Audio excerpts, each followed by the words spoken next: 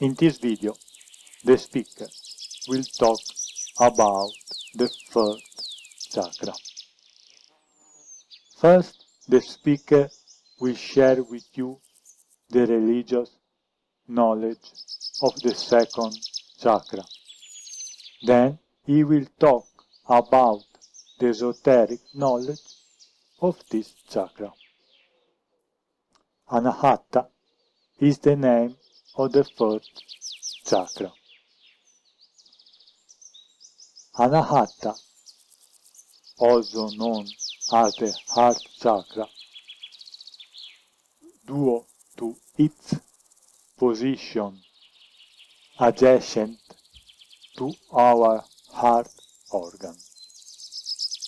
It is located in the center of the sternum and governs all the organs and limbs that are in the vicinity of this area, namely the heart and the circulatory system, both also the lungs, thymus, and upper limbs. The Sanskrit name means not struck,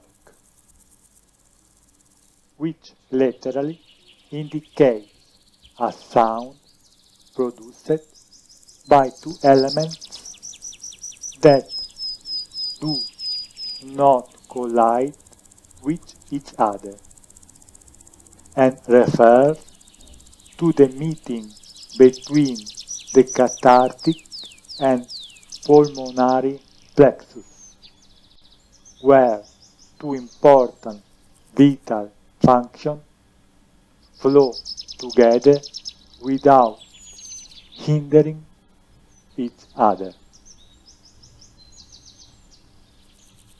The Anahata chakra is in fact connected to our purest and most disinterested feelings, such as altruism, humility, trust, compassion, and forgiveness. It is depicted as a green lotus with 12 petals on which as many consonants are inscribed in Sanskrit. The element that represents this chakra is the air, which unites the sky and the earth, and the color associated with it is green, which represents harmony and well-being.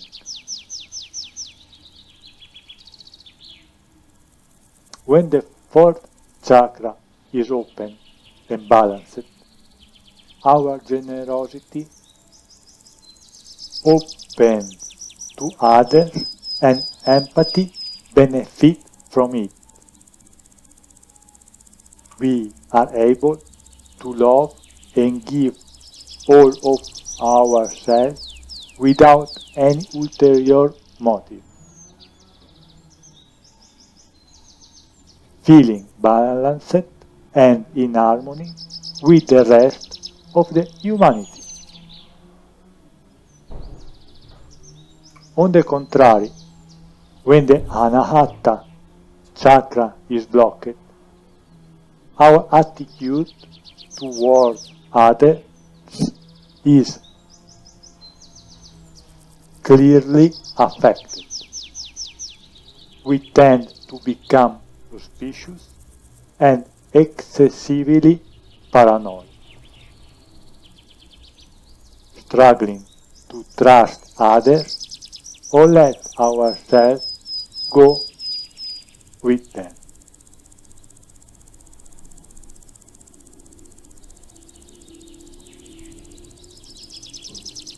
feeding a growing indecision that makes us doubtful and shut down for no reason.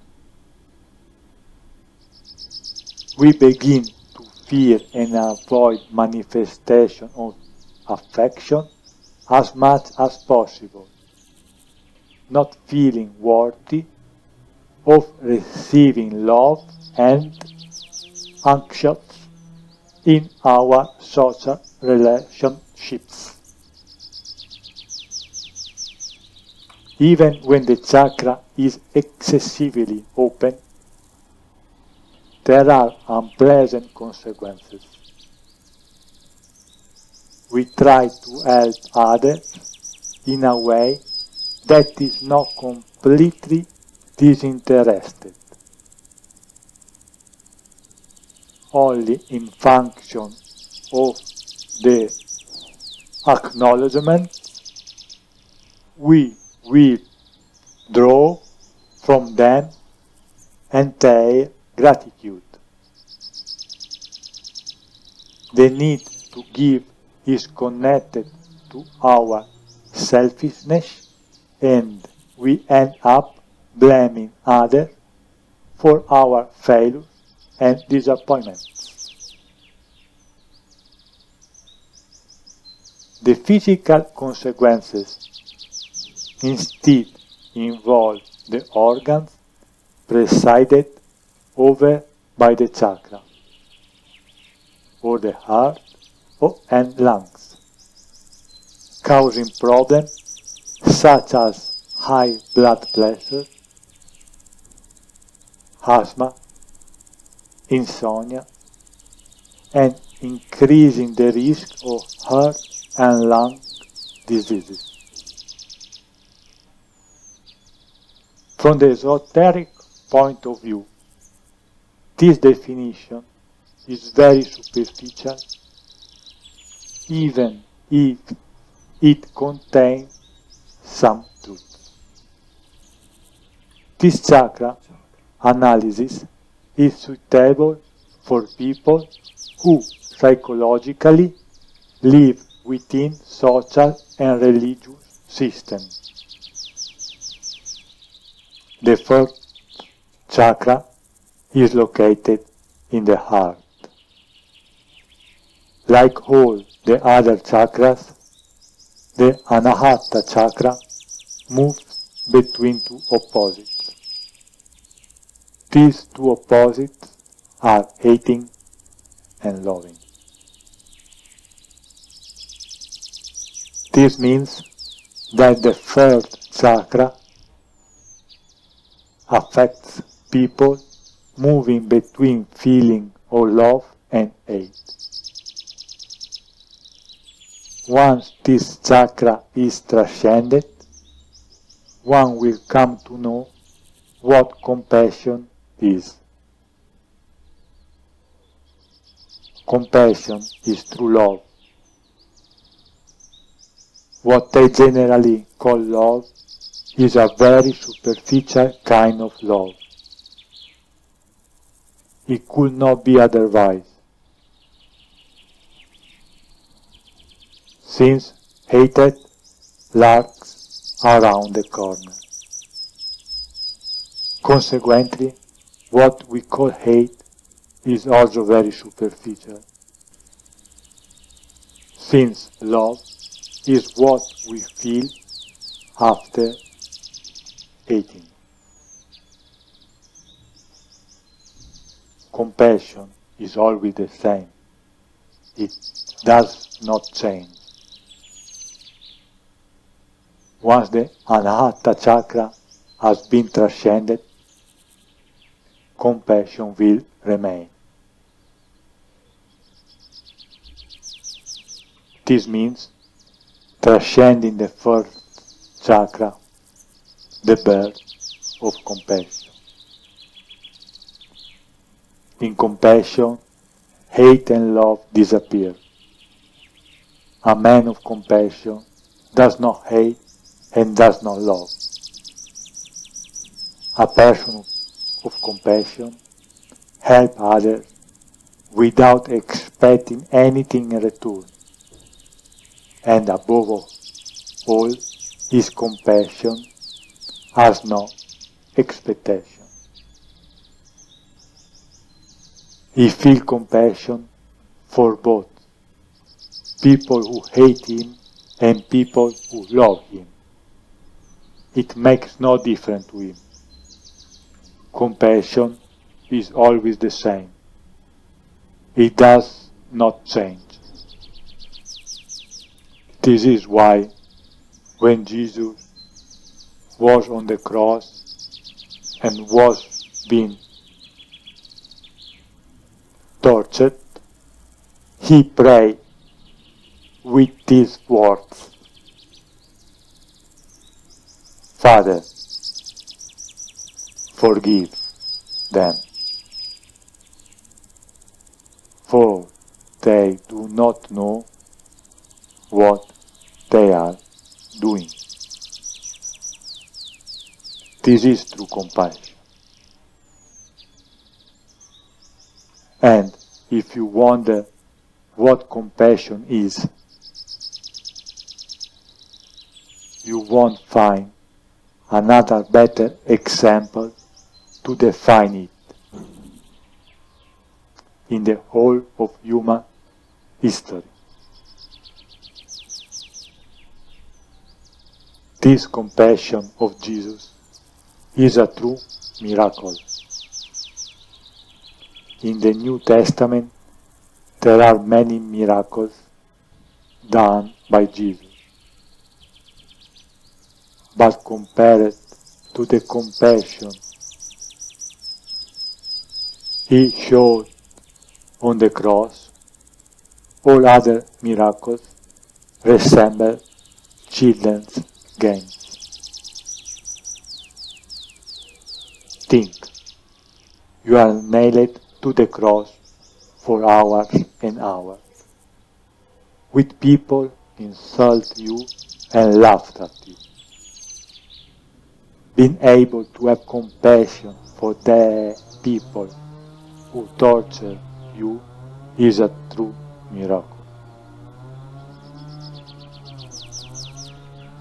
Dying on the cross could last for many hours, up to 48 hours. The speaker has tried to share with you what compassion is, but until you don't experience it, understanding what compassion is just not possible. If we try to understand compassion through the logic of the mind, this is just not possible. Logic and compassion can never meet, like water and fire. They cannot meet. When the water meets the fire, it is transformed into steam. In the same way, when compassion meets logic, it is transformed into love or hate. For the most part, what we call love is nothing more than attachment. A mother does not love her child, but she suffers from attachment to her own child. This is the worst thing for a child's spiritual growth. A mother should never think of the baby as something that belongs to her. The moment the mother thinks her baby is hers, any decision she will make about the baby's growth will be wrong. The child is not the children of her mother, but children are the Son of God. The mother is only the channel that God has chosen to give birth to the child. All mothers suffer from attachment to their child. This is why childbirth is so painful in our time. Why, for mother of the past and mother living an uncivilized life, childbirth is not painful, but a great experience.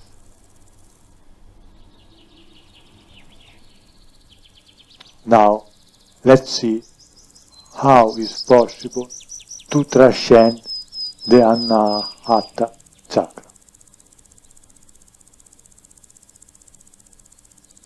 Once the third chakra has been transcended, the cathartic meditation can be abandoned.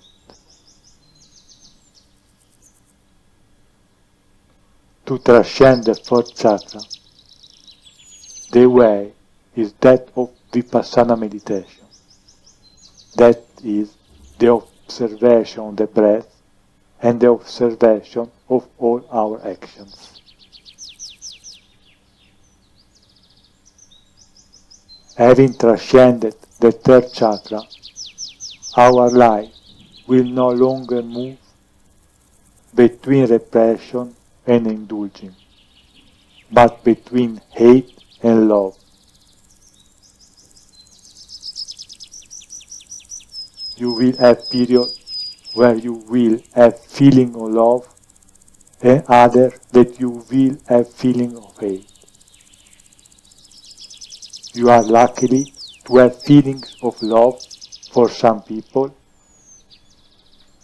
and feelings of hatred for others. Do not judge yourself.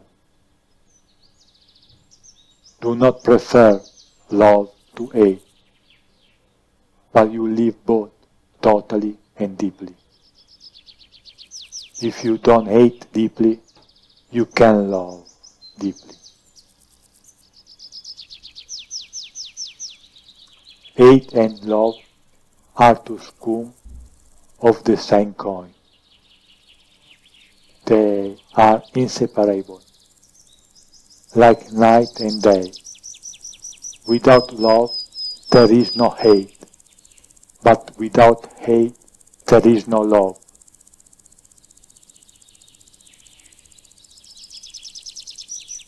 Watch, don't judge. The mind will judge. It is not possible for the mind not to judge. This is not a problem. The problem is your identification with judgment. Let the mind judge. Don't stop the mind. Stopping the mind is not possible. Indeed, it is harmful. If you stop the mind thanks to concentration, when you are no longer able to concentrate, your mind will return to judge with greater violence and power.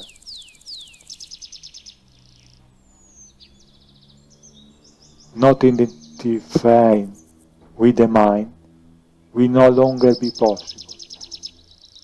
The mind will be too strong. A meditator must completely forget about concentration. The concentration lasts too short to be used to grow spiritually. Concentration takes a lot of energy. Once the energy is gone, it will no longer be possible to concentrate, to refocus, you will need to rest and eat. Observation does not require any energy. Observation is the natural state of our mind. So love and hate, there is no difference. When you will understand it, and above all, you will experience that both are indivisible, you will have transcended the Anahata Chakra.